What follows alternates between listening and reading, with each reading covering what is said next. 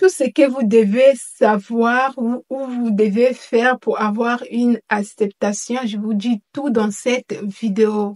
Ici, je vous partage mon expérience, les conseils, les astuces concernant Campus France, Parcoursup et autres.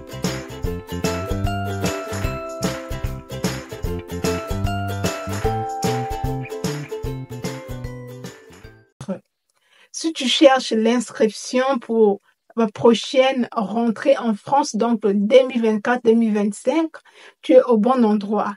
Première des choses, il faut savoir que en tant qu'étudiant en première année, vous êtes concurrent parce que vous avez que votre baccalauréat et vos relevés de notes de la terminale et vos relevés de notes du bac qui peut vraiment jouer sur votre acceptation.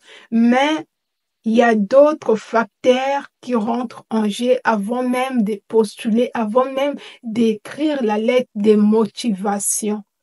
Avant même de soumettre votre dossier via Campus France, avant même d'écrire votre projet professionnel, vous devez d'abord comprendre pourquoi vous devez aller étudier en France.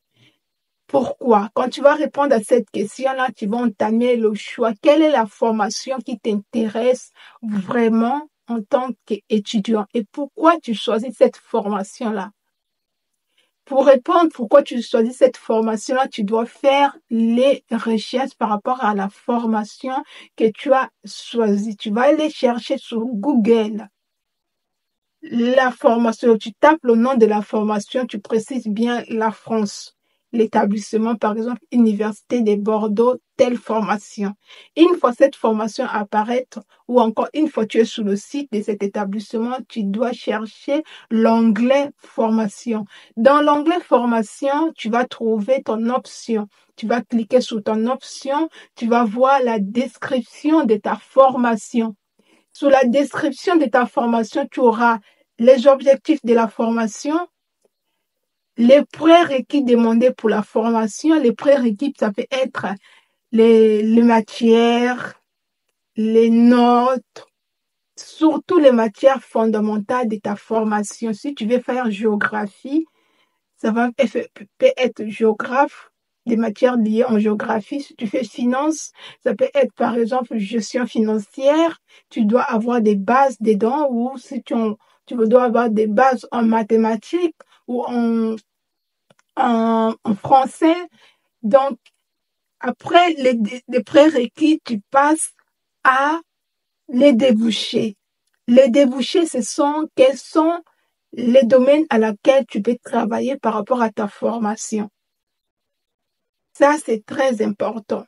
Et quand tu vas faire le point avec la description de ta formation, les objectifs, les prérequis, les débouchés de la formation, tu auras l'idée claire pour écrire ta lettre de motivation et à écrire ton projet professionnel parce que tu sauras dans quel domaine tu dois travailler, quels sont les prérequis demandés, quelles sont les matières qui sont nécessaires pour toi pour rentrer dans cette formation. Tu vas regarder tes relevés des notes.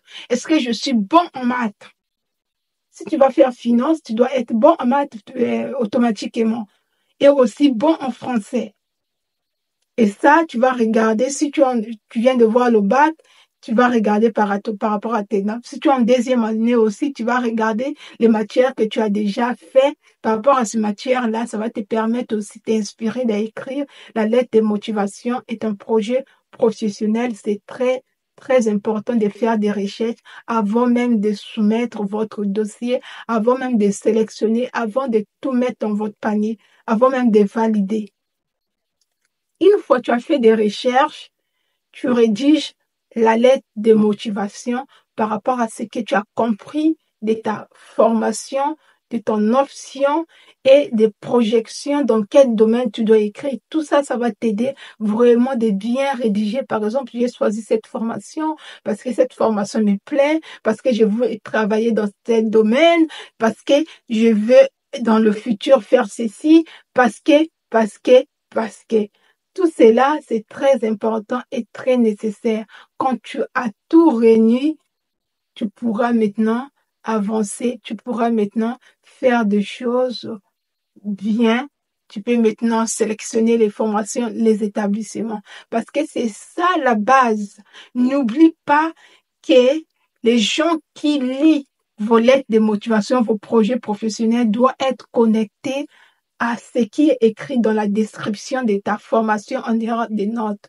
Les notes, il faut savoir que les notes viennent après. Bien sûr, on peut te sélectionner par rapport à tes notes, mais si tu as mal rédigé la lettre de motivation, le projet professionnel, ça ne sert à rien. Les notes, il y a des notes, la moyenne générale, il y a aussi les notes, les moyennes par option. Et quand on parle des prérequis, on regarde des matières par matière. On regarde pas les notes générales.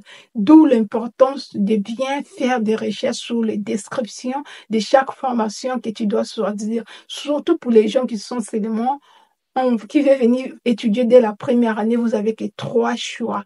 Donc, c'était tout dans cette vidéo. Si cette vidéo vous apporte de la valeur ajoutée, si vous avez des questions, n'hésitez pas de vous abonner, de liker, de partager dans vos groupes WhatsApp afin de soutenir la chaîne. On se dit à très bientôt.